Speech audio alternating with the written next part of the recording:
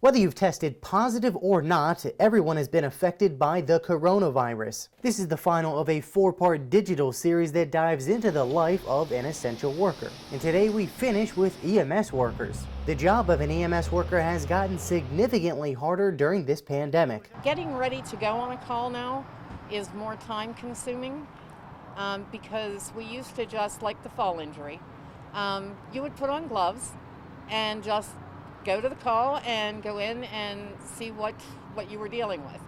Now, before you even get out of your unit, you are putting on a mask, you're putting on gloves, you're putting on goggles. Janice Yothers is a paramedic at East Hills Ambulance in Johnstown. She says from the moment they walk in, their temperatures are taken and they're asked if they have any symptoms. If they do show symptoms or have a fever, they are asked to go home. Even before they go out in the field, ambulances are prepped and cleaned, a process that's repeated after each use. Yothers says how they respond to a call has also changed. We used to talk to the family first, interact with them first, then go to the patient.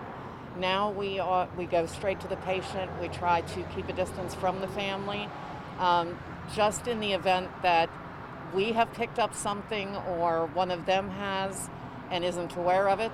The job to stay safe isn't complete until they get home. We do not leave work with our uniform on. You have to take clothes to work with you, and you take everything off and put it in a biohazard bag when you leave work and take it home and put it directly in the washer.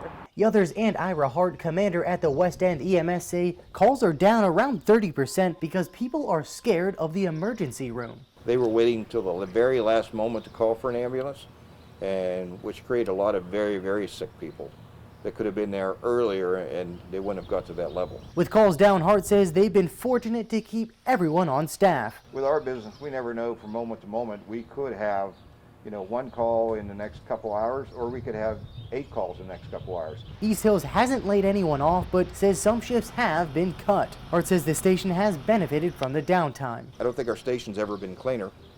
We've gone through things that we had put aside for many, many years, going through stuff that has been stored and put back, and we'll get to that eventually. Brent Swaltek has been helping out at East Hills EMS for the last 3 years. His dad has been with the station for more than 35 years. Swaltek is now starting EMS classes through Conemaugh Hospital and said it was the perfect time to get more involved. I've always enjoyed helping.